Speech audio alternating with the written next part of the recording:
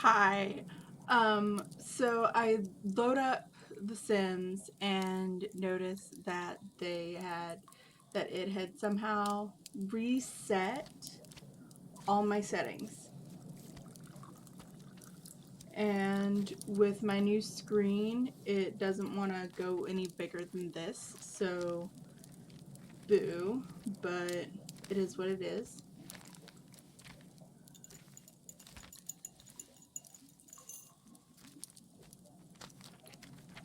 All right.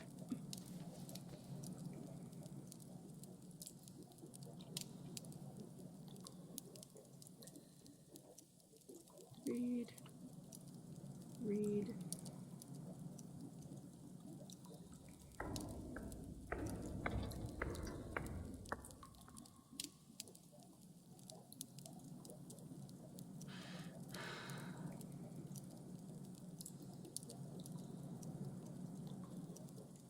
Fill up her queue with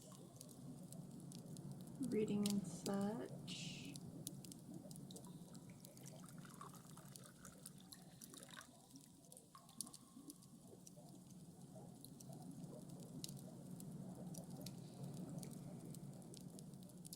Okay. Now, make sure all the needs are static. Kitty, what are you doing? Okay, there we go.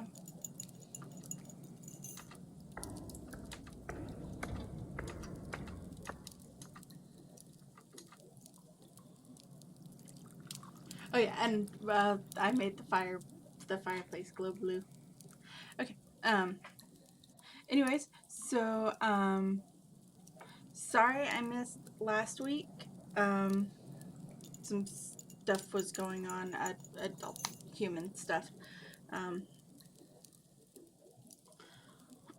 uh, Everything's doing better. So we are back with reading my Miraculous Ladybug fanfiction, The Misadventures of Catastrophe. This is a Chloe and Marinette Chloe X Marinette fic, where Chloe gets the cat Miraculous instead of Adrian.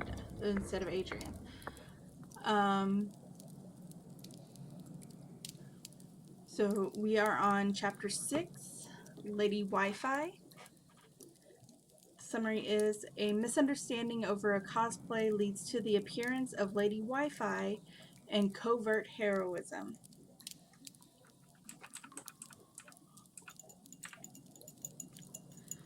On to the chapter. Chloe was not happy with the situation. There was an Akuma on the loose, and she hadn't been able to get away from school to transform. Marinette had escaped, and she hoped it was an easy enemy that she could manage on her own. As it was, Madame Bussier was praising the class on their last assignment. She noticed Alia trying to match people's faces to something she assumed was a picture of Ladybug. Chloe, I am especially impressed by your improvement, Madame Bussier commented. As before, I put a few notes in the margins for you to work on, and don't be afraid to ask for help.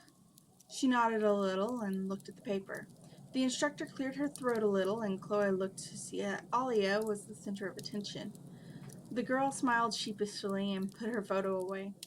Is Marinette still in the girls' room? She asked. I don't know, miss, Alia said lamely as the bell rang.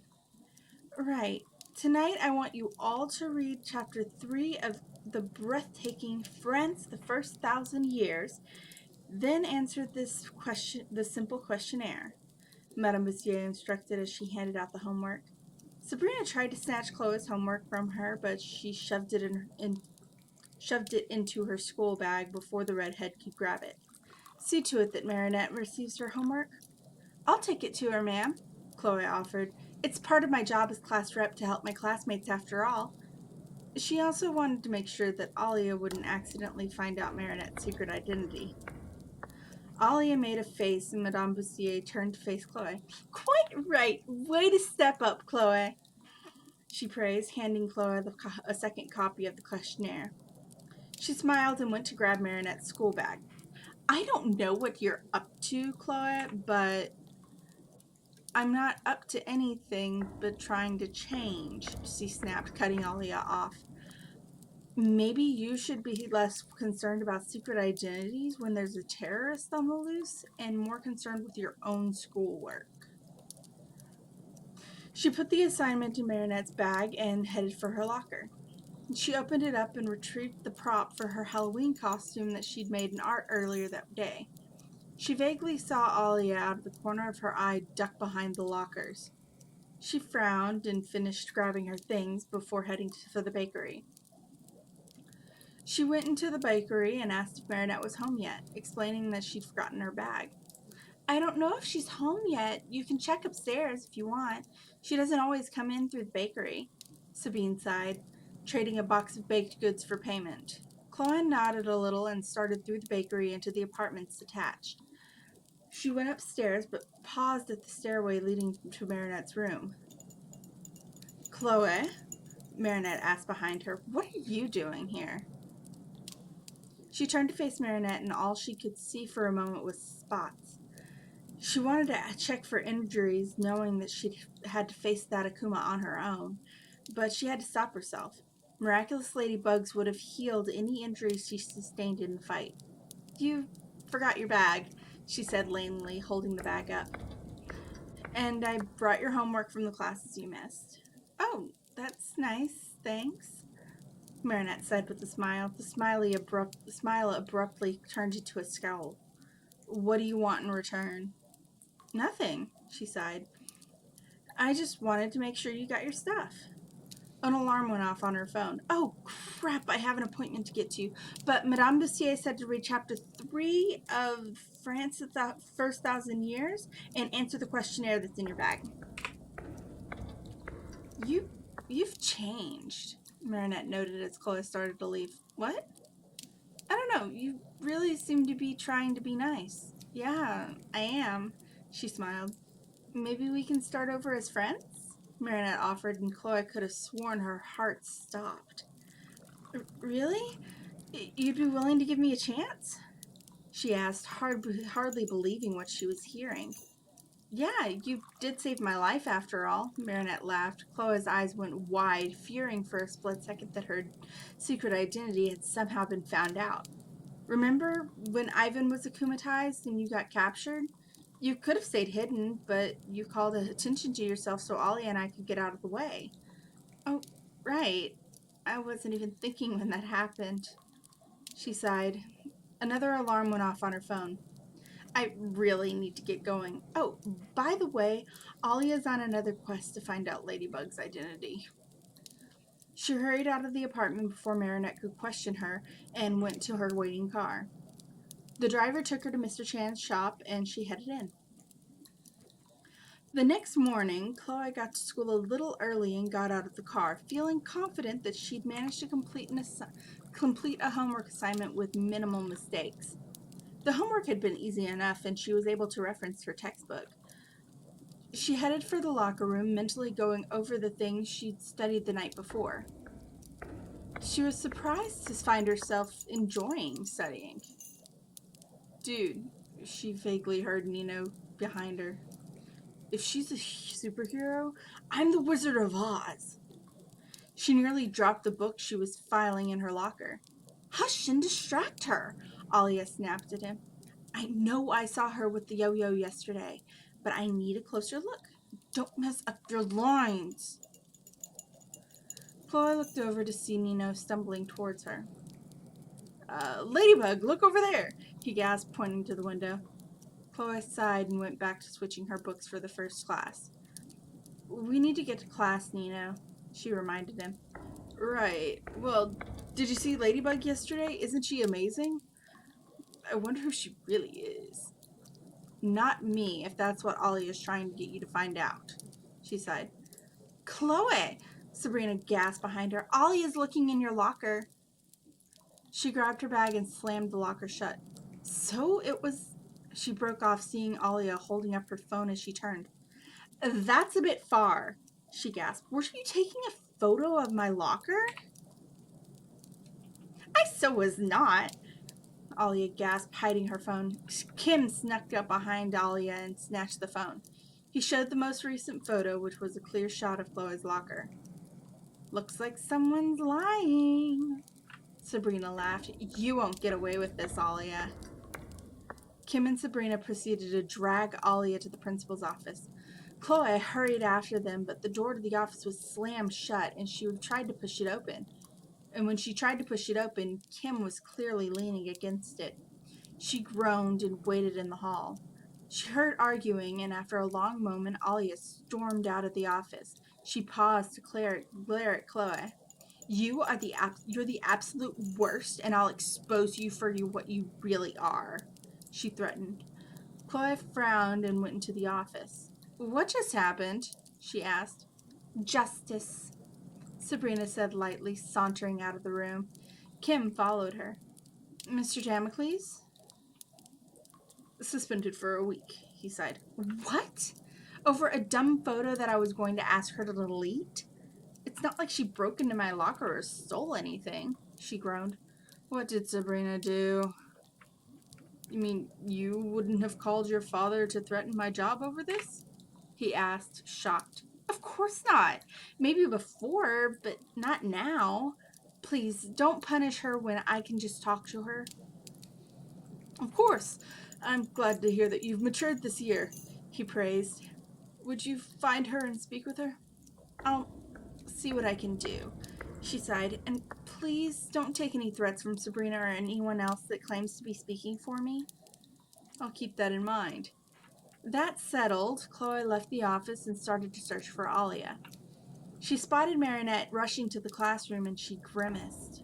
There was no telling what Sabrina and Kim were up to in there, but she had to find Alia first. She saw someone saunter into the school, and she recognized Alia's braids. She hissed and ducked into the locker room to hide. You really need to talk to Sabrina about using your name to bully people, Clyde sighed. This is the second time someone's gotten akumatized because of her doing stuff like that. Yeah, I know. But first, we have to fix this, she sighed. She thinks I'm Ladybug, so once she's done with Mr. Damocles, she'll be after me. Do I smell a plan that doesn't involve transforming? Flag laughed. Yeah, I'm gonna help Ladybug as myself, she sighed, starting with the Halloween costume that started this. She headed back to the hotel as fast as she could and changed into the costume. How are you gonna help her by dressing up? Shut up and hide, Plag, she scolded him. You can't let anyone see you. Right. He dove into the drawer she set up as a bed for him. She knew he'd be content playing with his shiny baubles in there. She nodded to herself and set her phone on the table before going to fetch the wig for her costume. She started to put it on when she heard a sound from the phone.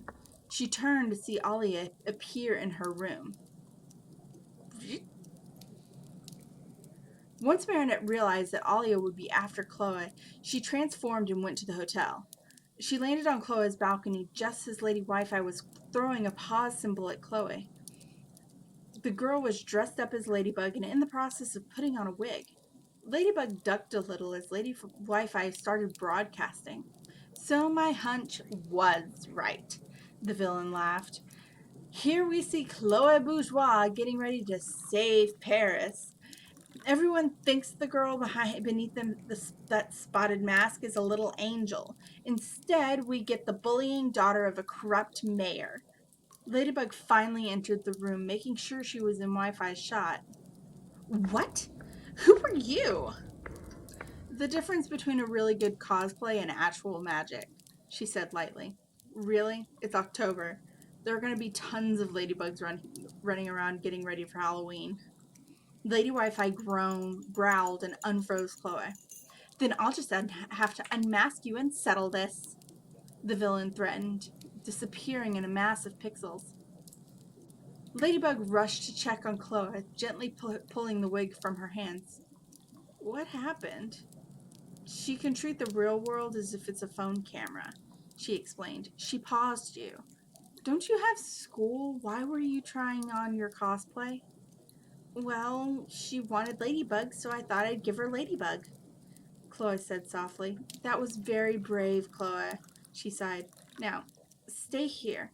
Catastrophe and I will take care of things. Chloe nodded and Ladybug went to find her opponent. Chloe slipped out of her room when Ladybug was gone. With her focus on Ladybug, the villain wouldn't expect a civilian bully to try and be a hero. She headed to the roof where the cell receiver was. As she approached the control panel, she heard Alia's voice magnified above the city. Who is Ladybug? Is she a superhero or a super weirdo? How can we trust the girl when we have no idea who she really is? We have the right to know. This isn't a comic book, and we're not adults, she growled. And if he knew who we were, Hawkmoth could come after us when we're sleeping and snatch our miraculous. She moved to the edge of the building to see Wi-Fi trying to remove Ladybug's mask, only to stretch Marinette's face and make her groan in pain. Why doesn't it come off? Because it's magic, Ladybug sighed. Chloe shook her head and went back to the control panel. Maybe I should have transformed, she mumbled, realizing it would be a lot easier if she simply used Cataclysm on the paddle. She shook her head and found the master switch. She nodded and pulled it off into the off position. The projection above the city disappeared and she rushed down the stairs, sliding down the rails most of the way. The action brought back memories of playing with Adrian as a child, seeing who could get all the way down the fastest and hiding from the staff and her parents who would scold them.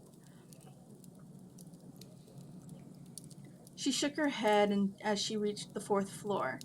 She had to get to the breaker box without getting distracted. She got to the basement with no trouble and ran to the electric room. She snatched a flashlight out from a toolbox and went to find the master switch for the hotel power. She found it, but there were 3 extra switches with it. She read the labels. 2 backup generators and 1 specifically to power the cell service during an outage. She flipped the backups first and then yanked the master switch. Everything went dark and she flicked the flashlight on to light her way back upstairs. Within moments of that final switch being thrown, ladybugs flew past her while she ran up the stairs and the lights turned back on. She grinned and went to the nearest floor, turning the flashlight off. She pulled out her phone and connected to the hotel security system. She saw Ladybug fly away and Alia leaving the roof. She smiled and turned the feed off. She headed for the lobby and bumped into Alia as the girl was leaving. Alia, she called. Can we talk? Why? You got what you wanted. I'm out of your hair for a week, Alia snapped. I don't know what Sabrina said back there, but I talked to the principal. You're not suspended. I'd just like for you to delete that photo you took of my locker. I'm dressing up as Ladybug for Halloween. I'm just a big fan after she saved my life, she explained. Oh, then the yo-yo? I made it in art class, she sighed. Look, I'm struggling, and Sabrina going behind me and bullying people in my name is making it harder. But I'm trying to be a better person. Alia nodded and left the hotel. Chloe hoped the air was clear, but she knew she couldn't be friends with someone that determined to expose Ladybug's identity. That was a secret that Chloe would guard with her life. Later that evening, Chloe was working on her computer, doing research for an extra credit project. Plag was playing with a new shiny toy that she'd repurposed for him out of her unused jewelry. She was so engrossed in her work that she barely heard a small squeak from her Kwame, followed by a brisk knocking on her balcony door. She turned to see Ladybug standing there. She jumped up and went to let her partner in. Ladybug, what brings you by? I wanted to thank you, Ladybug said lightly. That was very brave of you to pose as me to distract Lady Wi-Fi. There's a terrorist on the loose after your miraculous, she sighed. If the wrong person found out who you are behind the mask... Everyone you care about would be in danger. You're right about that, the spotted hero laughed. And were you the one that turned off the power? Yeah, I turned off the tower and the backups just in case. She went to the roof and turned it back on. That was crazy and reckless, but appreciated. I was trapped. All she had to do was snatch my earrings, and then suddenly her powers were zapped. What made you think of cutting off the signal? Her name gave away her weakness. She sighed. I suppose you're right. I was so preoccupied with trying not to get defeated, and there was no sign of catastrophe again today. I depend on her more than anyone realizes. What? You're an amazing hero, Ladybug, she encouraged her. I mean, she trailed off, blushing a little. Without you, Paris wouldn't survive, and I know that's a lot to put on your shoulders, but I tend to overthink things, Ladybug confessed. Without Catastrophe, I can hardly focus during fights. And sometimes, like when we were fighting Animan, she helped me figure out how to use the charm my powers provided. I just hope she's okay. I'm sure she is, she said carefully. She probably just, I don't know, had to go out of town for something? Or something? Maybe. I'll ask her when I see her next, Ladybug sighed. Well, I see you're working on homework. I'll let you get back to it. I just wanted to properly thank you for your help today. And scold me for being reckless. That too! They laughed together for a moment before Ladybug left. She's so adorable, Chloe sighed before going back to her project. And that is the end of chapter 6. Okay. Sim is good. Feed is good. Okay. Chapter 7, Jacadi.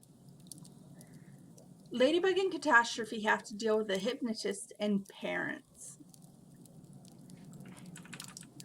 After Lady Wi-Fi, Chloe tried to talk to Sabrina about making changes, and all she got was a non-committal and kind of sarcastic, "Okay, Chloe."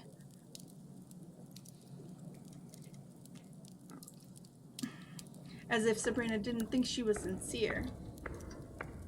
But from what she could tell, Sabrina at least stopped with the big bullying gestures like she'd pulled with the locker situation. She still had to deal with Sabrina trying to do her homework for her, citing similar reasoning to the lectures her father was prone to give her lately.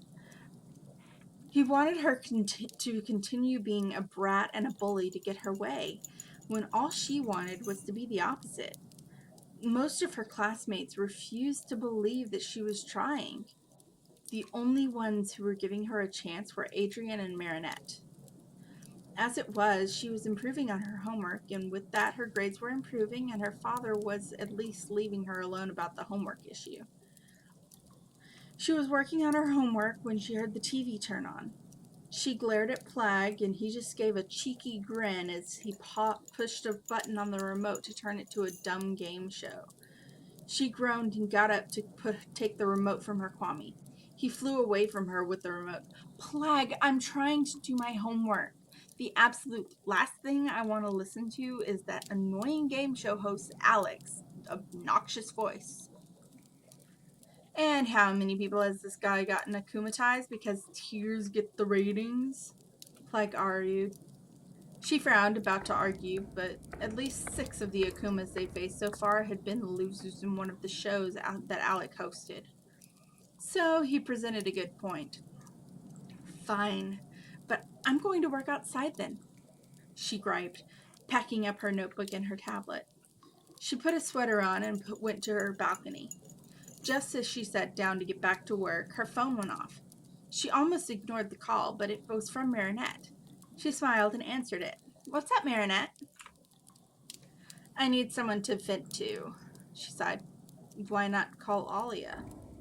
She was on my parents' side, and if I can't distract her, all she does is complain about how I'm never around. So wait, what happened? She asked. My parents grounded me, and I mean, I guess I can understand the reasoning. My grades are slipping because I'm missing a lot of classes, but I made a commitment for today, Marinette ranted. This has been planned for weeks, and my parents knew that. They want me to honor my commitments to school, but commitments to my friend don't mean as much to them, I guess. Sorry.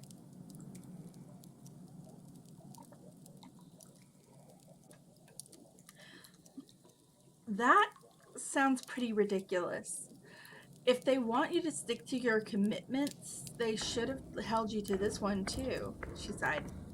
I know, right? Like I have to tell Nino that I couldn't be there to support him on the show because my parents suddenly decided to pay attention. What do you mean? Your parents are amazing. Yeah, they're great. They're supportive and encouraging, but they're selective listeners, and they're always so busy with the bakery. I get it, Chloe said lightly. Well, she heard a tapping on the window and she looked to see Plag holding up a sign in the window. Get off the phone and come transform. He did it again. I've got to go, they said at the same time. Chloe laughed a little. Sorry, something just came up, she said lightly. I'll talk to you later, with meaningful encouragement. Right, same actually. Marinette laughed and the call was ended. Chloe hurried inside and called for her transformation. When she was transformed, she looked at her TV to see the villain on the broadcast. She cringed at his appearance. All the clashing colors and outright clownish look to him were nauseating. She saw Alec, the host, strutting in the background and acting like some sort of bird. Gabriel Agreste turned down my challenge and he will pay for it, the villain exclaimed. By midnight tonight, he will entertain us in this very studio. Gabriel, I'm coming to get you. She sighed and turned the TV off. Honestly, she sighed and opened her baton to call Ladybug. Hey, Catastrophe, Ladybug greeted. This villain's after Gabriel Agreste, she said simply. Yeah, I saw. The question is, do we try and beat him to Gabriel or cut him off at the studio? There are probably still civilians in the studio, she sighed. I feel like we should get as many civilians to safety as possible first. Save the people we can so no one accidentally gets in the way. Good call. I'll meet you at the studio. The call went dead and Catastrophe headed for the TV studio. Ladybug met her on the roof and they slipped into the building. The building seemed oddly deserted. Do you think maybe he hypnotized everyone? I don't know, she sighed. As they rounded a corner, she saw Adrian's bodyguards standing in front of the door to one of the stages. Ladybug, look out! She pushed her partner into a closet. What's wrong? I mean, sure, it's a little suspicious. It's a lot suspicious? Let me go first. If he's hypnotized, then there are probably hostages. We should go together then, Ladybug argued. She shook her head and left the closet, slowly approaching the bodyguard with her hands up. To her surprise, he didn't take up a defensive stance, simply lifted his hands and started signing to her. He's gone, he signed. Did he go after Mr. Agreste? She asked him, and he nodded. I'm assuming there are people in that room? Another nod. Keeping them safe, he signed to her. If he's not here, then you should lead everyone to a safer place. Ladybug and I will make sure Mr. Agreste is safe.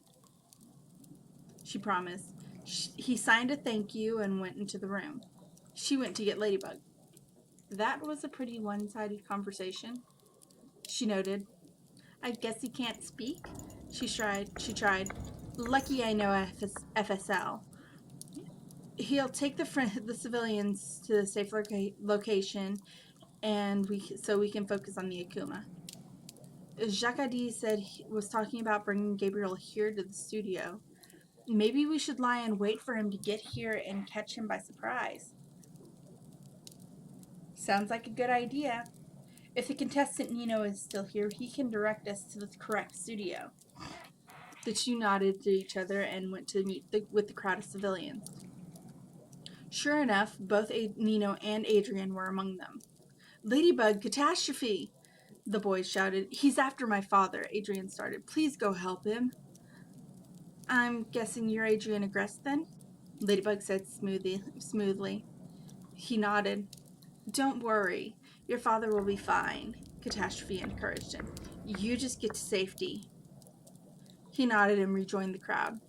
Nino, right? Ladybug looked to their classmate. Yeah, what's up?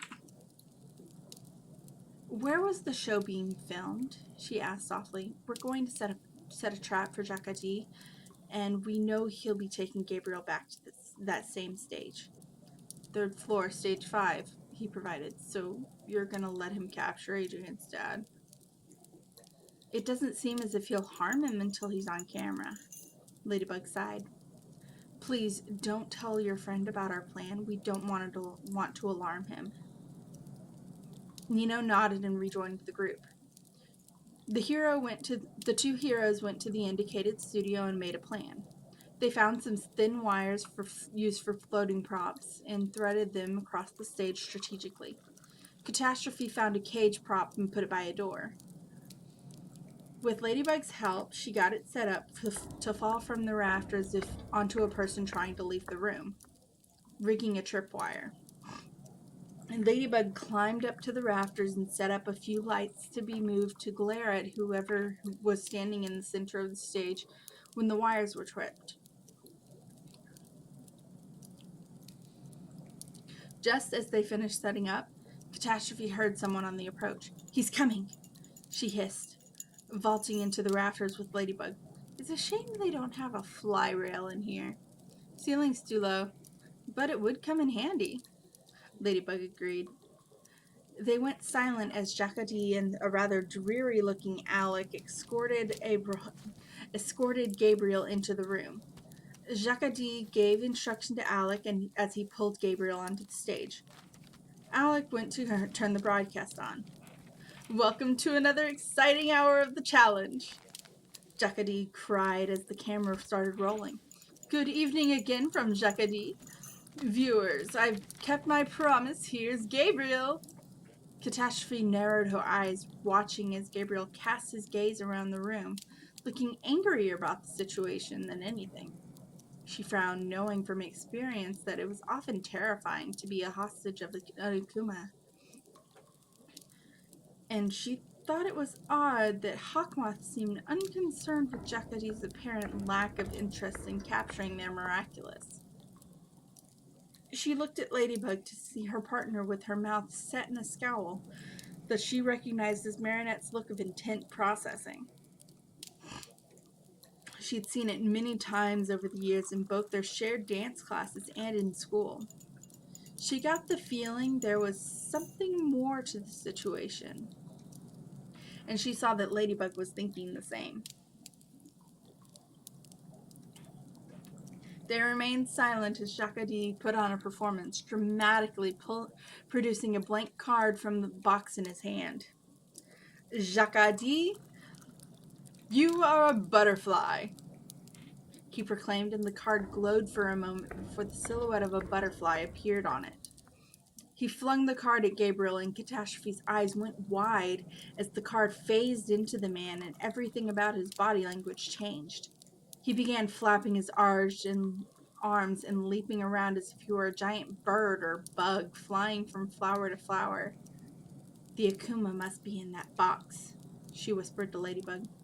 That's what I was thinking. We can't get hit by any of those cards. He could easily order us to give over our miraculous with that contact hypnotism. She agreed quietly. They remained in the rafters, watching the scene unfold below. And for my next instruction, Jacadi laughed, pulling another card out of the box. Jacadi, take off, little airplane.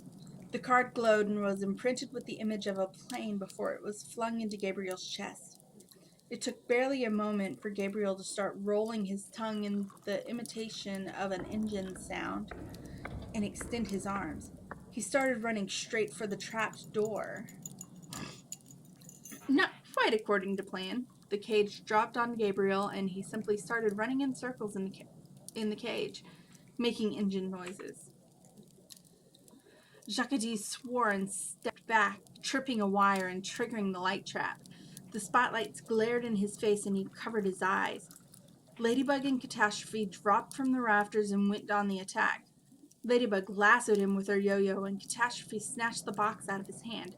She called for a cataclysm and destroyed the box, releasing the Akuma. Ladybug released Jacques and captured the Akuma with her yo-yo. The butterfly was purified and everything put to rights. They checked on the victim, and they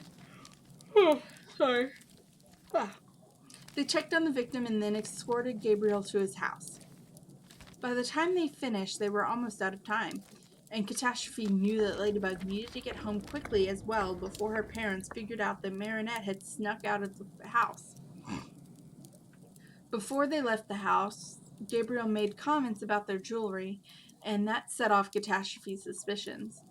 Both heroes frowned and made offhanded comments about the miraculous before hurrying off. An evening patrol put Ladybug and Catastrophe with some time to compare notes on Gabriel's behavior and how lenient Hawkmoth had been with Jacques. Chloe was glad that she'd been right about Marinette noticing his suspicious behavior.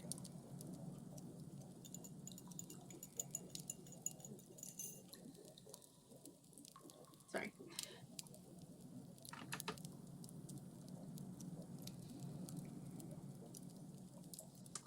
Okay. They didn't have more than one incident to go off, but the event put Gabriel abreast as their top suspect to be Hawkmoth. They just needed more evidence before making accusations. "Oh, I've got to get going," Ladybug said after they finished discussing. "Civilian life demands my attention." "Of course. I should probably get going, too." She laughed, and they parted ways. She went home and detransformed. She got a text from Marinette a few minutes later. "They lifted the grounding," with a laughing emoji. "Awesome. Maybe you can come over and we can get manicures or something," she sent in reply. "You're gonna have to get 2 celebrities dancing instead of 1, she heard Alex's voice coming from the TV, and she glared at Plag, he gave her a smug look. "However, this time you can choose your opponents." "Oh, I've got this one in the bag," Nino exclaimed, adjusting his headphones. "I'm gonna pick 2 buds I know won't let me down. Ladybug and Catastrophe." "Great," she groaned. "Claws out."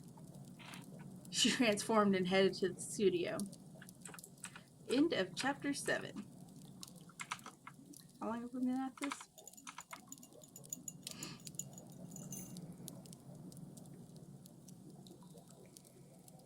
Oh, God. We haven't been at this very long at all.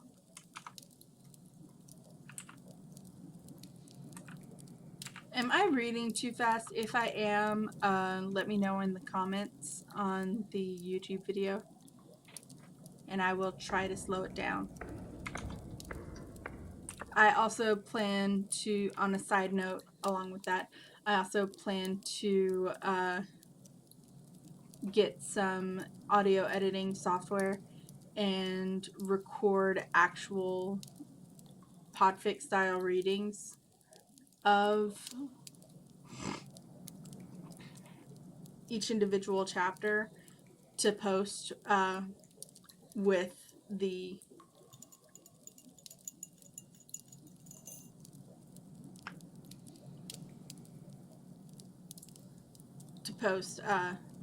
with the chapters on the fic.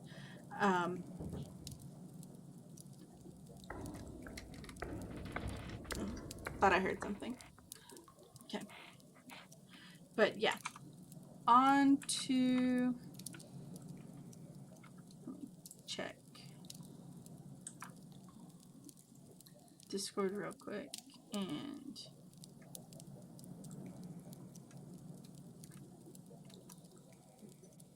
Then I will get on with chapter 8. Le dessinateur.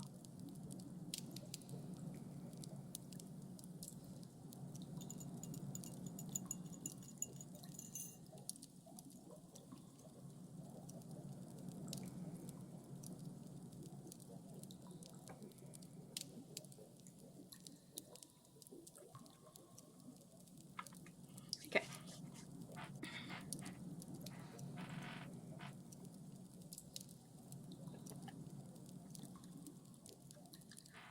Chapter 8. Le dessinateur. It's been a while since I've spoken French. Some of these names are hard.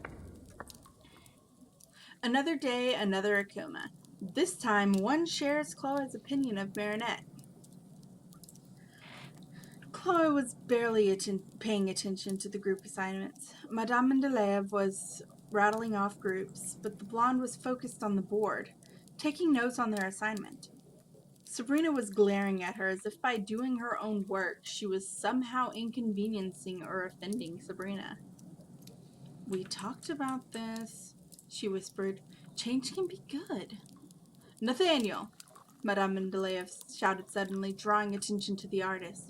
What are you drawing? Oh no, Chloe groaned. Nathaniel looked around in confusion.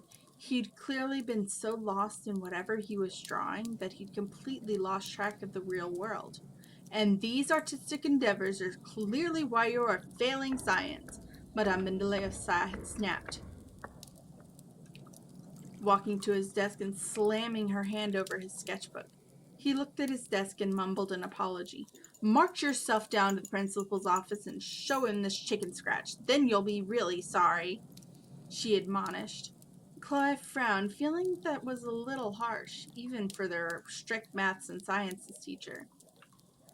But Nathaniel packed up his things and held his sketchbook close as he started to leave the classroom, with his head bowed. He tripped over a bag and the sketchbook flew out of his hands.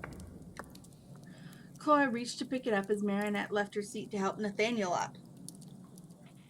The book was open to a drawing of what looked like a superhero version of Nathaniel rescuing Marinette from Lady Wi-Fi. That's so cute, she gasped, handing the book back to him. He clutched it and fled the room. I think he has a crush on you, Marinette. All right, girls, back to your seats, Madame Mendeleev snapped at him as she headed back to the front of the room. Marinette and Chloe quickly sat back down. The next presentation group is Nino, Adrian, and Alia. So lucky, she heard Marinette whisper to Alia. And then the instructor looked at her list. Sabrina, Chloe, and Marinette. So unlucky, Alia sighed. Chloe shared the sentiment if she was honest. In a group with Sabrina, she wouldn't be able to contribute anything. Madame, can you add Sabrina to another group? She asked Chloe softly. Sorry, Chloe. The groups have been assigned. You'll have to deal with it. It's okay, Chloe, Sabrina encouraged. The bell rang and they went to the locker room to put their things away for lunch hour. I'll take care of everything. And with Marinette to help, you can just present it. I'll be contributing to the work, she argued. We talked about you doing my homework for me, Sabrina. This is why I wanted to work with someone else. Is everything okay? Marinette asked, approaching them. Everything's fine, Sabrina said before Chloe could say anything. So you and I will do all the research and writing for the project and Chloe can present it. That way everything's equal. That way everything will be equal. That's not equal at all, Chloe shouted at the same time as Marinette. She blushed a little and turned to her locker. Is that how you two used to work? Marinette asked. Yeah, we've been doing this ever since grade school when I started doing Chloe's homework, Sabrina raved. And we've been BFFs ever since. Chloe flinched at the reminder. You realize that she's trying to do her own work now, right? Marinette chided. Sabrina scoffed.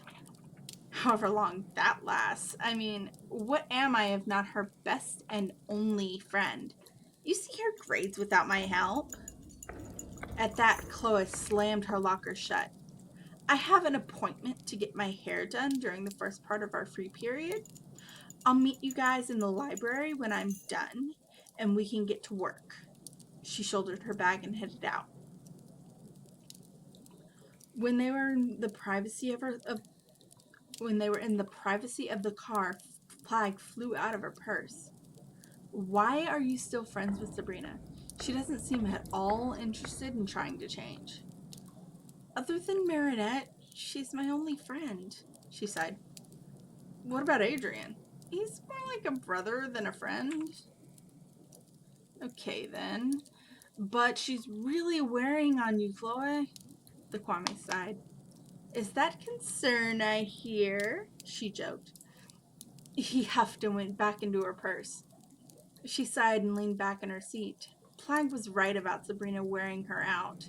But she didn't have the heart to try and break off that friendship if there was even the slightest hope that Sabrina could get it through her head that Chloe was trying to change. The car stopped and she went into the salon. Later. Chloe walked into the library after getting her hair done. Marinette lit up when she saw her and waved her over. Chloe smiled and walked over to them, putting her bag down and pulling out her books. Sorry about that. Jean-Claude didn't have an opening for after school and I needed to touch up. She sighed. It's fine. Marinette laughed. So we got started, but Sabrina's been a pain. I have not. You went to find Nathaniel and heckled him about that comic of him being a superhero. Marinette argued. You did what? Chloe gasped. It was cute, but not a big deal. Don't you think it's bad enough that Madame Mendeleev sent him to the principal over it? Chloe? Marinette gasped, pointing behind her. A giant hairdryer was floating toward them. It began blasting hot air at them. What is that thing? She gasped, shielding her face from the blast. She moved and the dryer stayed aimed at her. Are you kidding me? Up there, Marinette shouted. She looked to see a purple-skinned Nathaniel, his appearance straight out of his drawings. Good going, Sabrina. Chloe noticed Marinette hurrying out of the room along with everyone else that had been in there studying.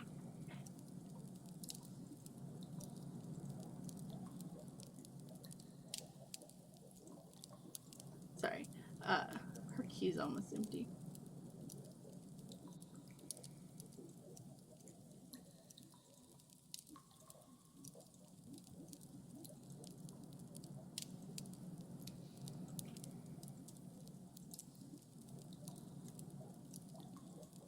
Okay, that'll work.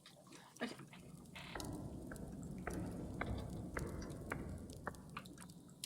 Ba ba ba ba.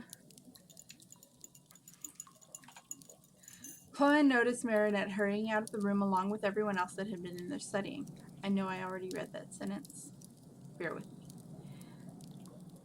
She glared at Sabrina and slid under the dryer, snatching a chair from a table. She slammed the chair into the dryer before it could get turned around and it disappeared. So breaking the drawn objects in some way made them disappear. She looked to see that Sabrina had fled. She dropped the chair and looked up at Nathaniel.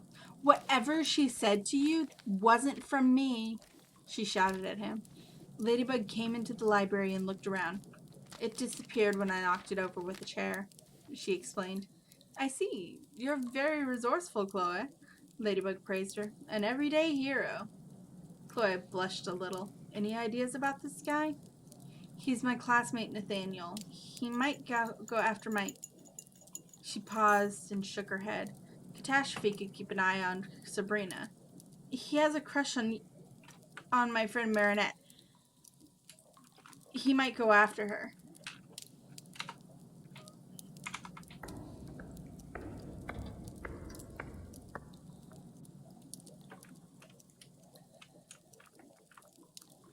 Okay, there we go. Sorry, I accidentally pulled the cap off of one of my keys and was trying to fix it.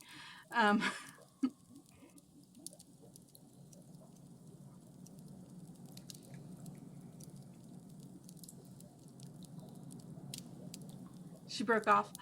On my friend Marinette. He might go after her. She hoped that Ladybug hadn't caught that near blunder. I'll let Catastrophe know to keep an eye on you, just in case he comes after you again. And I'll look after this Marinette girl. Ladybug hurried off, pulling out her yo-yo to use as a phone. Chloe sighed in relief about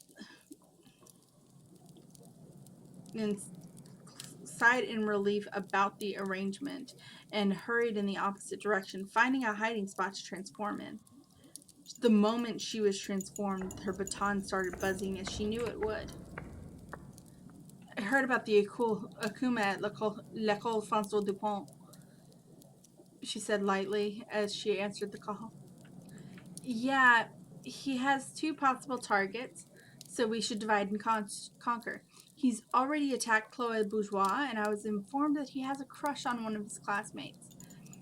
If you'll keep an eye on Chloe, I'll watch over his crush. Got it, she replied. I'll let you know if I find anything else out. Same. The call ended and she left the school. Sorry, Marinette, but I'm gonna have to spy on you, she murmured, leaping to her friend's roof. She checked the access to Marinette's room and was glad that when she found it unlocked. She murmured an apology and snuck into Marinette's room, and then into the bathroom. She stood in the tub as she heard the door to the room open and Marinette come in. Are you sure you should have Catastrophe look after Chloe? She heard Tiki ask. Yeah, if he has a crush on me, there's no telling what might happen if he seeks me out but only finds Ladybug, Marinette rationalized. Catastrophe sighed in relief at that reasoning. Things would be so much more difficult if they both constantly had to sneak off to transform and detransform to be in the same place as their alter egos and with the other as a witness.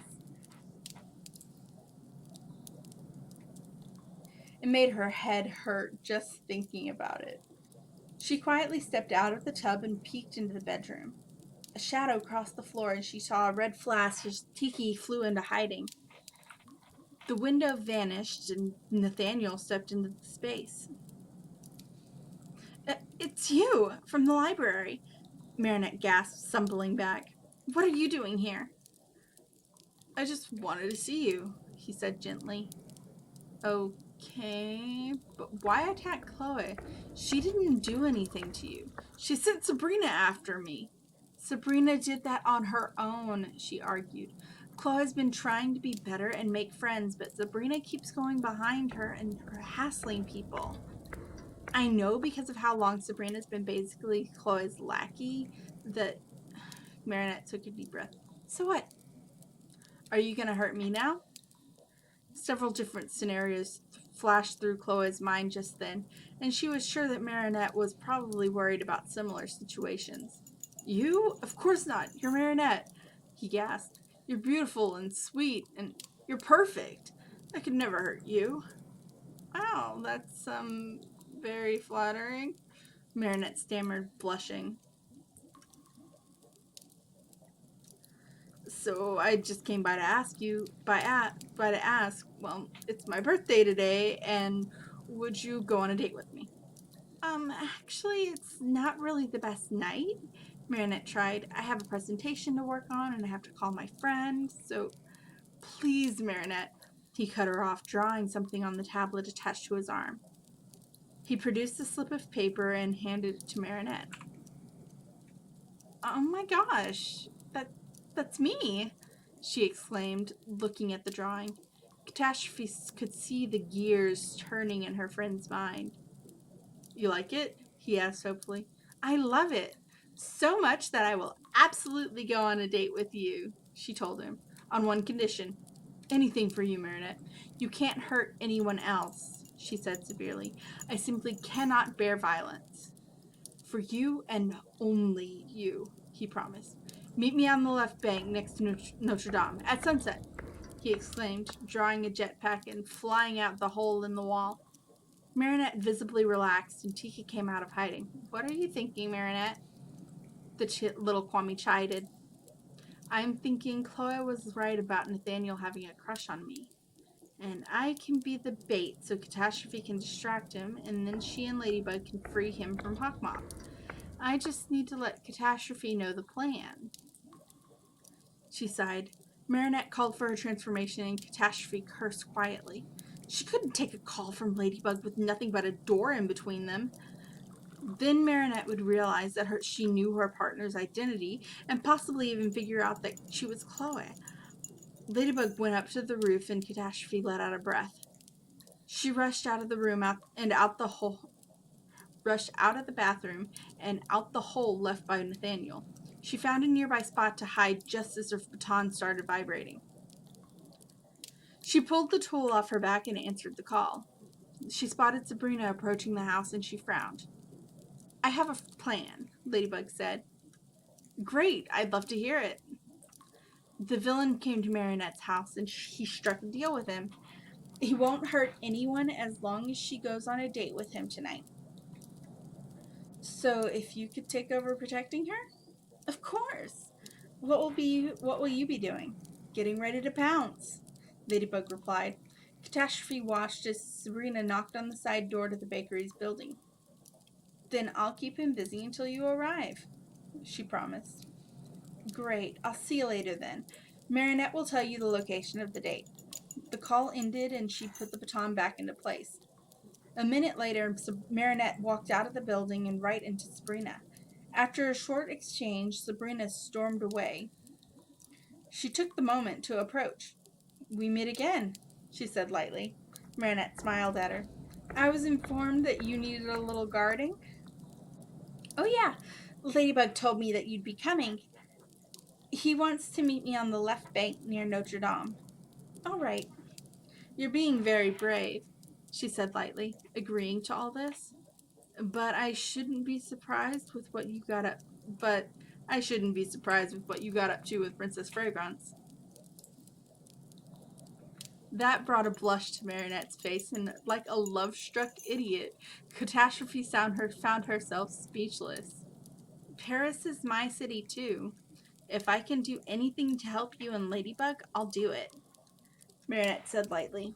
I think his Akuma might be in his drawing pencil or his tablet. Then if you can get it away from him, I'll protect you, she told her when she found her voice. Later. The sun started to set, and the plan was in motion. Catastrophe watched from the bridge as Nathaniel drew a barge into existence and set a romantic scene on the deck. She saw him freeze up, and his hands started to shake. Hawkmoth must have been getting impatient with him. She wondered if this was the first instance of Hawkmoth apparently torturing his victims over taking their time. Happy birthday, she heard Marinette calling greeting. Nathaniel looked up and smiled brightly. Marinette, he gasped, getting up and rushing to her. Thank you for coming. Of course, she said lightly, letting Nathaniel help her onto the boat. Catastrophe waited for an opening and used her baton to quietly get onto the barge. She heard the conversation. When the clouds covered the moon, she lightly got into a position where she could see. She heard the villain curse the weather, and a small light appeared above the deck on the barge. Sorry, he sighed. I can't draw properly in the dark. Catastrophe took note of that and signaled Marinette by letting the light refract off her ears and ducking back into hiding. You're so talented, she heard the girl gush. I just don't understand why you'd want to use that power to hurt people. Not all people, he argued, just Chloe, and those like her. But since you kept your promise, I'll keep mine. I actually draw a little too, Marinette started. I'm not as good as you, of course. I'm sure you're a wonderful artist, he argued. You're amazing at everything you do. Catastrophe slipped around to see that his grip was loosening on his pencil. She smiled a little, thinking their plan was working perfectly. Marinette reached slowly for the pencil. Maybe I can draw you something special for your birthday? She offered. That would be amazing, he said breathlessly, looking as if he was about to try and kiss Marinette. Catastrophe grabbed her baton and gripped it tightly, gritting her teeth at the thought of someone else stealing her first kiss. Marinette snatched the pistol and slipped into her purse with Tiki before backing up. "I have a no kissing on the first date policy," she murmured, "and you're not exactly yourself." She stood, and it took a moment for Nathaniel to realize that he was without his pencil. "Marinette, give me my pencil back," he shouted, leaping from the bench. He started toward her, seeming ready to attack her. Catastrophe leapt into action, landing between the two and brandishing... sorry. Landing between the two and brandishing her weapon. "You'll have to get through me," she threatened. "Get out of here, Marinette. There's an entry to the catacombs under that bridge," she whispered to her. "I'll hold him off." Nathaniel shouted in rage as Marinette hurried off. He tried to follow, but Catastrophe blocked him. "Get out of my way, sidekick," he shouted. "What did you just call me?" she snapped, overpowering him and pinning him to the floor. "Ladybug and I are partners. I'm no one's sidekick." Barely a moment after Marinette had escaped, a white butterfly flew past, and Catastrophe picked up Nathaniel, carrying him to solid ground as ladybugs appeared and erased the barge, setting everything to rights. Nathaniel got over his confusion rather quickly and thanked her before heading home. Ladybug joined her and they bumped fists. "Catastrophe," Ladybug started, "be honest with me. Do you know who I am?" With no other witnesses, she sighed heavily. "I knew you'd figure me out eventually. Yes," she answered. "But it's a secret I'll take to my grave," she promised. Ladybug smiled gently and they parted ways. The next day, things were back to normal, for the most part. Sabrina was still being a pain, having gone overboard in doing the project, leaving nothing for Marinette and Chloe to do. The two girls decided to meet after school and do their own version of the project. Fortunately for Chloe's sanity, Sabrina had been so busy working on their physics project, she'd completely forgotten to do any of Chloe's homework assignments that were due that day. So she was able to turn everything in without any fuss. "So, I'm glad everything worked out," Chloe said as she headed for the hotel with Marinette. "Yeah, same. You know, I told Catastrophe that she probably should focus more on your safety yesterday," she tried. "Well, he came right to my house, made a hole in the wall and everything. Ladybug hadn't even arrived yet," she raved. "I was honestly kind of terrified. I mean, villain with a crush on me barging into my room with no regard. I almost thought he would try to..." She broke off. "And he tried to kiss me while I was on that date with him." "Well, I guess he's just too good a guy to be that corrupted by Hawkmoth," she guessed. "I guess. He was actually nothing but sweet until I got the pencil from him and Catastrophe jumped in so I could get away and meet with Ladybug. It was still terrifying. You know what? Let's go get mani-pedis," she said, catching Marinette's arm. "My treat. And then we can work on the project. Madame Mendeleev probably already knew we'd have to do it without Sabrina." "Okay," Marinette laughed. After we both got targeted by an Akuma, we could use some relaxation." They changed direction and Chloe led Marinette to her favorite spa. Okay. Now I'm on chapter 9. Yeah, I've got time for one more chapter. And seriously, if I'm reading too fast, let me know in the comments. I feel like I'm reading really fast. That or these chapters are just really short. Okay.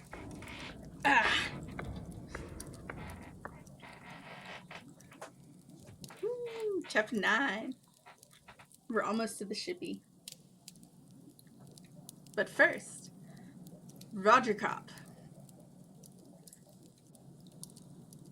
Chapter 9, Roger Cop. Career day at school brings several surprises, only one of them good. Her father had taken to trying to bribe her into going back to being a bully. It wasn't going to work, not with her duties to Paris's catastrophe and the fact that, according to Mr. Chan, her energies were finally disentangled. It had taken quite a few sessions, and he mentioned concern about her stress dealing with her family and Sabrina's antics. If she hadn't mentioned those issues to him, she would have accused Plagg of revealing to the man that she knew his connection to the miraculous. Career day came, and she was tempted to tell her teacher that her father was too busy with his job as mayor to attend. She didn't have to do that, as he made the excuse for himself. He did, however, give her a jewelry box and promised a surprise would be at the school. That idea made her nervous. When she was in the car, she opened the box and investigated the surprisingly cheap-looking bracelet. Plagg flew out of her purse and stared at it with wide eyes. "What's wrong, Plagg?" she asked him. She pulled the bracelet out of the box and looked it over. It was a thin gold bangle with 5 amethysts embedded around it, each with an almost petal-like design around them. "That's a miraculous," he whispered. "I thought you said that besides the butterfly and the peafowl, the only miraculous that the Guardian doesn't have in his possession are the ones that Marinette and I have." "There are hundreds of miraculous, not just the 19 that his order had. They're scattered around the world. I don't know anything about this one, but it's miraculous. I can feel it." "Okay, then. I wonder how my father got a hold of it, then," she sighed, closing the box and stowing it in her purse. Plagg hid as the car came to a stop and someone came to open the door for her.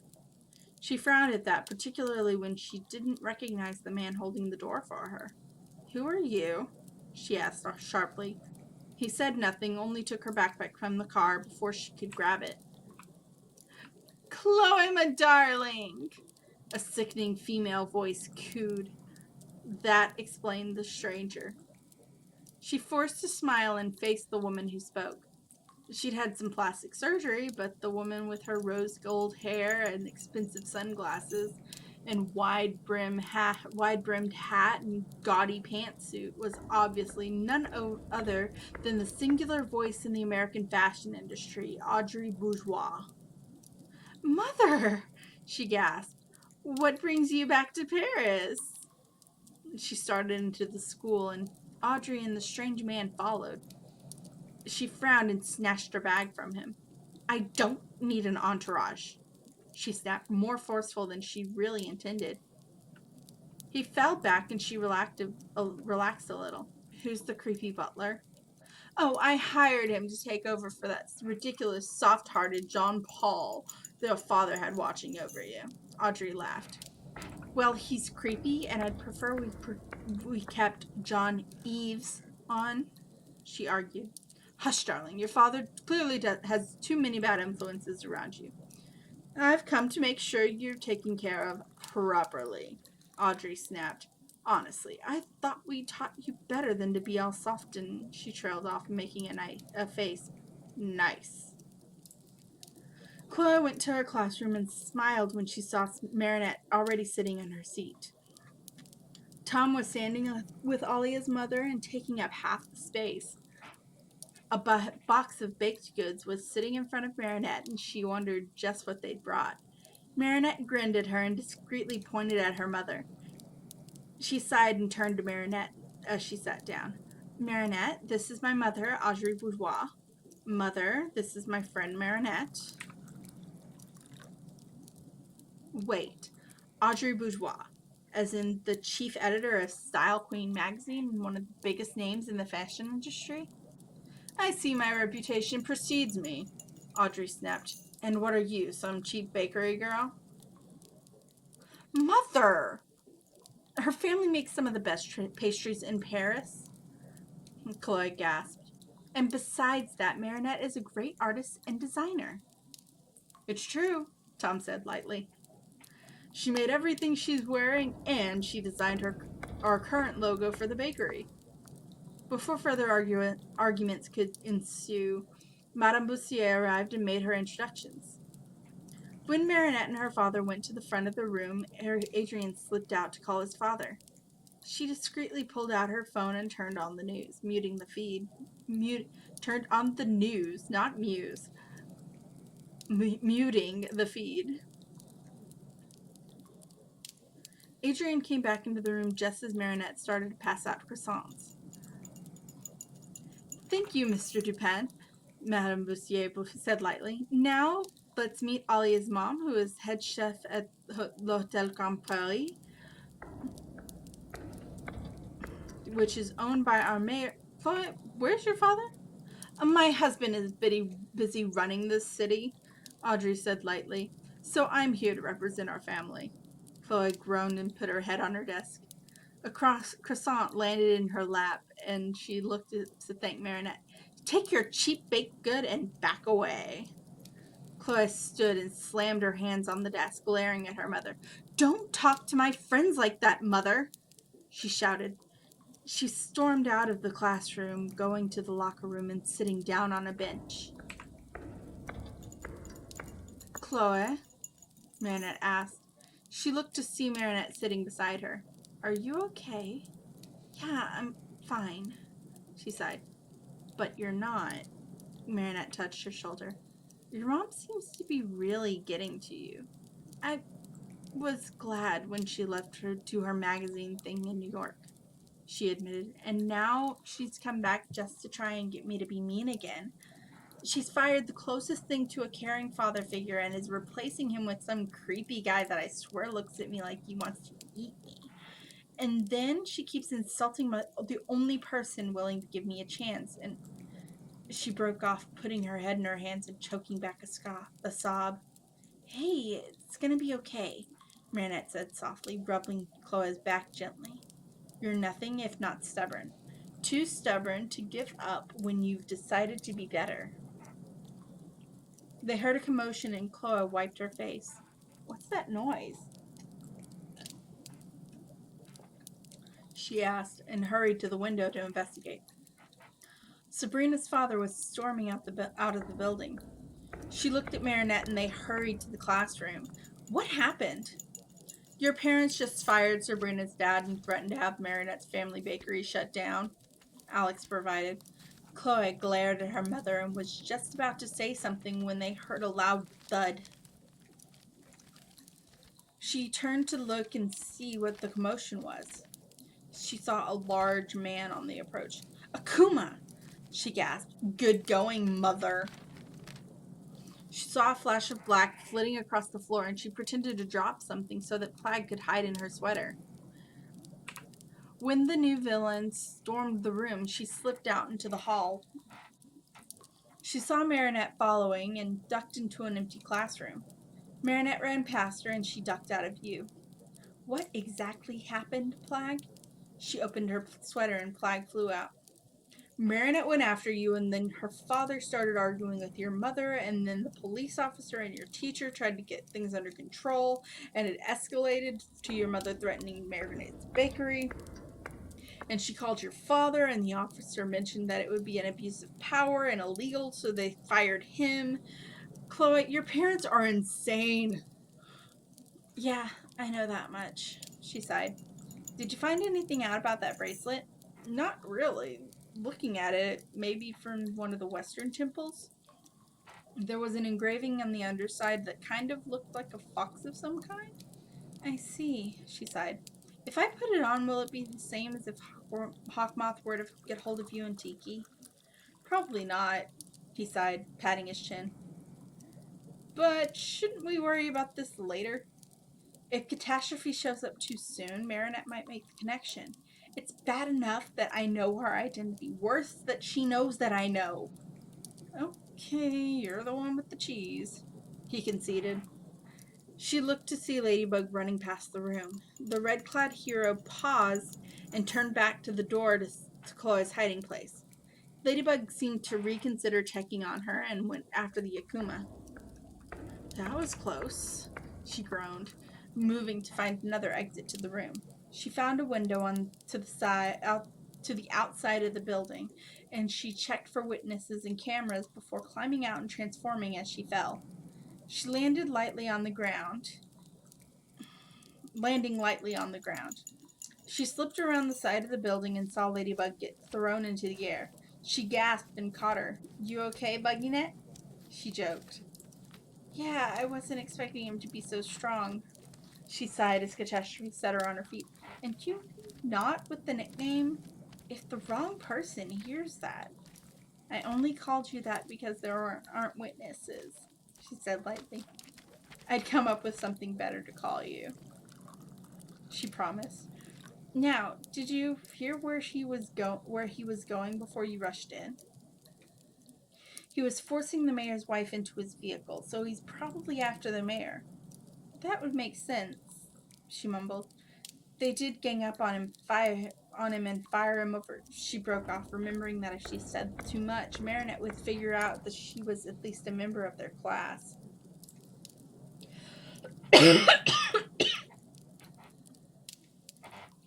Right. And the way he was walking almost sounded like those robots in movies, all stiff and gears grinding. Ladybug sighed. "And there's a mechanism on his arms that he fires some sort of controlling handcuffs from. So we avoid those." "Any idea where the Akuma might be?" she asked, considering the situation. Ladybug shook her head. "I went to try and stop him and get a closer look, but he overpowered me." "Well, we can figure it out," Catastrophe encouraged. "For now, we deal with this Akuma and..." She tried not to make a face. "Save the bourgeois family." "Yeah, I know they're pretty horrible. But I'd hate to think what might happen to Chloe if something happened to her parents. So let's go to City Hall and see if we can take care of this." She nodded and they went to City Hall, arriving just as the police force was getting into formation in front of the doors. The two heroes started for the building just as the villain and mayor came out. She could see the glowing handcuffs binding her father's hands. She took a step back, trying to keep a straight face. "We can't be biased," she mumbled to herself.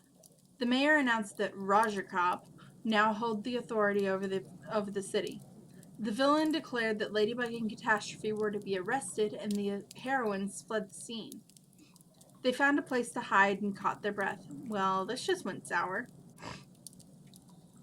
Ladybug sighed. "We can catch the police by surprise. Just give me a couple of minutes to get something," Catastrophe told her partner, thinking of the mysterious miraculous her father had given her that morning. Ladybug nodded and Catastrophe slipped away, hurrying to the school.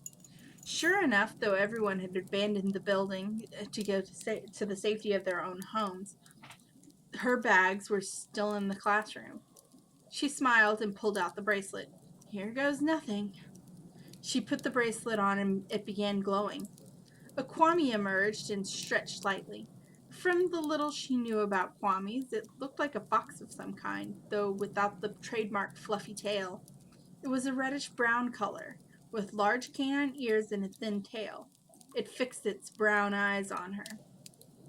"Someone already with a jewel," it noted. It flew around her. "A cat. Not my preferred family, but it'll do. My name is Yelis." "And your powers?" "Transformation," Yelis provided. "Using my power, you can change one thing into another, within limitations, of course." "What, like how you can combine two chemicals to make a new chemical, but if they aren't compatible, everything explodes in your face?" "Sort of. Seeing as you are currently using a miraculous and your Kwami is nowhere to be seen, I assume you are pressed for time?" "Yes. There is someone using a miraculous for evil, and he's turned the city against me and my partner Ladybug." "Can I use two miraculous at once?" she asked, suddenly unsure. "Yes, the same rules apply, but you will only lose one power at a time." "So if I were to use my destructive powers, I would lose those first?" "Destructive? You have plague? Oh, that is hilarious. I worked with Tiki many years ago, and I have heard stories of plague. Oh, we'll have to talk when we have time then. She laughed. Yelis gave her a phrase, and she called for the transformation. Hardly anything had changed about the structure of her suit. The bangle she donned tightened around her in the same way that the ring had, and she assumed that the designs around each of the 5 gemstones would disappear the same as the pop pads on her ring. The leather bracelet on her free arm was replaced with a rope wrapping around her forearm. The trim of her suit became a rusty brown, and when she caught sight of herself reflected, she could see that her hair had taken on some dark red lowlights, and her ears were wider and slightly more canine. Quite a few of her amber gems were replaced with turquoise. Her bell was replaced with a teardrop-shaped charm of turquoise. Her heeled boots were replaced with leather point shoes, the ties wrapping around her legs above her knee with the same rope on her arm. Oh my gosh, Ladybug gasped when she returned. What on earth did you do, Kitty? It's a long story. We can talk properly when there's not an active Akuma, she promised. Let's go. She went to the square and landed on point in the middle of the police. They turned, and as if they weren't even really trying to follow orders, she took them down in record time. She and Ladybug stormed City Hall and found Roger Kopp in the mayor's office. There was no sign of the bourgeois family. The villain turned to them and paused at Catastrophe's new look. They took the opening to attack him. He overpowered them, and they ducked behind a table, holding it in a way to give them some sort of protection from his blast. Ladybug summoned a lucky charm, and an oven mitt landed in her hand. The table shook and splintered as the blast took their toll on the wood. Ladybug and Catastrophe rolled to another hiding place while Ladybug cast her eyes around the room. She rolled around the room while Catastrophe kept the villain distracted, picking up items as she went. I just need something like a ring, Ladybug told her as they ducked into hiding again. About the size of that new bracelet of yours. Okay, one bracelet coming up. She laughed, casting her eyes around. She needed something that could reasonably become a bracelet or something similar. She found it in a broken bar of metal off a lamp.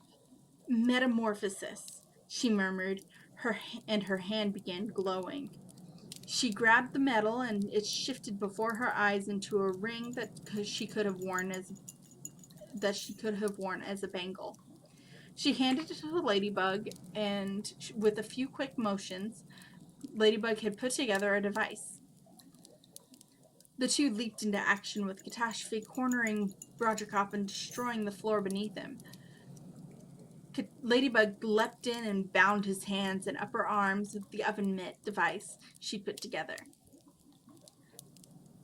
The Akuma was released and purified, and everything set to rights, including the lamp Catastrophe got the bar of metal from. They fist bumped and parted ways with the promise to meet at the Eiffel Tower later on so Catastrophe could explain her new powers. Things were a disaster when Chloe got home. Jean-Yves was on his way out of the building when she arrived, and the new creepy butler was waiting for her. She rushed up to her room to find her computer being packed away. People were going through her drawers and her closet while her mother watched over everything. What is going on? She gasped. We're cleaning up your room, darling, Audrey said lightly, waving one of her employees to throw away all of Chloe's stuffed animals. Get out! She screeched. Stop touching my stuff! This is for your own good, dear. You've outgrown most of these things, and this cheap computer is a waste of time. So what? You think that even though you ran off to New York and never even called, you know what's best for me? She demanded. Get out! She shouted, trying to stop the team from messing with anything else. One person got to Plag's drawer and she stopped them. Stop this, mother, please, she pleaded. Fine, That's enough. Put my stuff back where you got it, she ordered. All eyes turned to Audrey as she shrugged. Fine, keep your cheap, useless junk, she griped.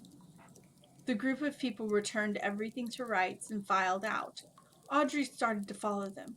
I don't know what's come over you, Chlorine, but this phase of yours needs to be done sooner rather than later. She went into the hall and slammed the door. Chloe fell to her knees and sobbed.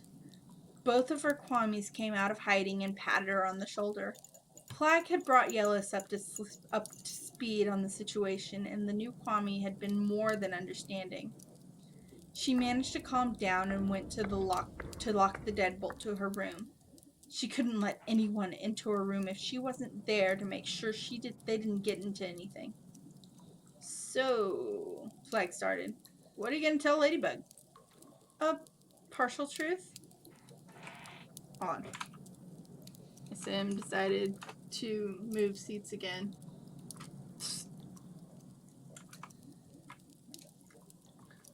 A partial truth. I found the bracelet in a jewelry store, and when I put it on, a Kwami appeared. I don't have to tell her that my father gave it to me. He probably found it at some high-end consignment shop. She called for her transformation and really took the time to look at herself. Her belt and the attached tail had changed as well, from a wide leather belt to an intricately designed strap of tan leather with a braided rope flecked with turquoise and amber beads for the tail. She smiled a little and left the hotel from her balcony to go meet with Ladybug. Alright, that's the end of the chapter. And I am also going to take a note that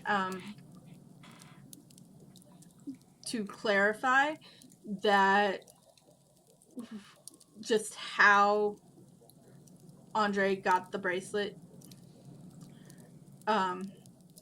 Chloe's wrong about him getting it from a high-end consignment shop, but since he never clears this up with her, she continues to assume that.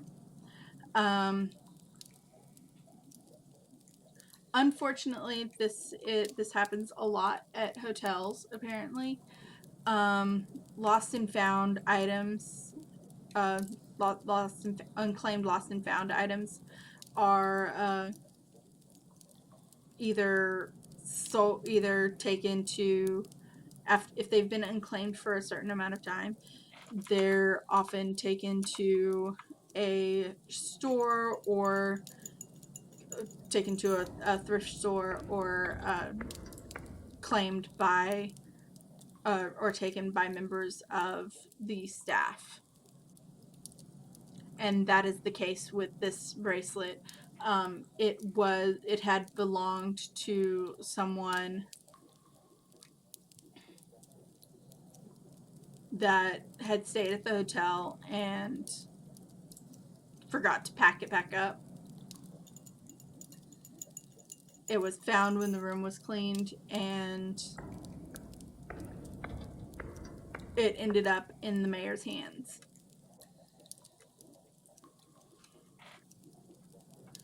So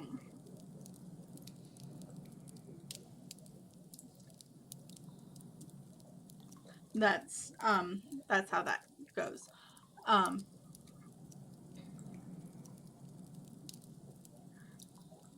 And he thought it was pretty enough for Chloe to like and bribe her with. So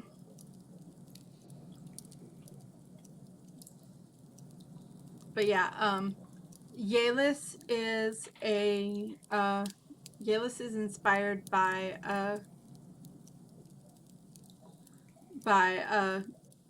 a lot of Native American mythos and stories about coyotes.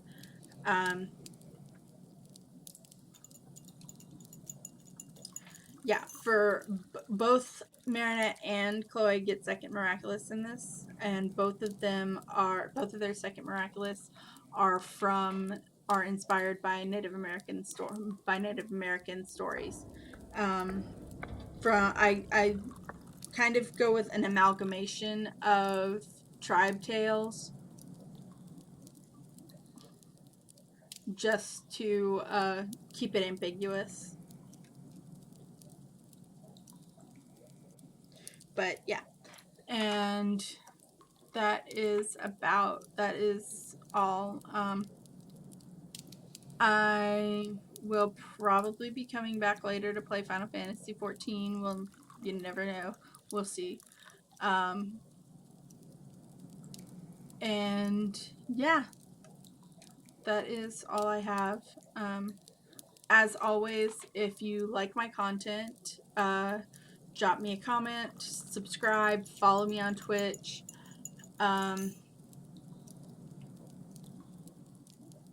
Ko-fi donations are always welcome.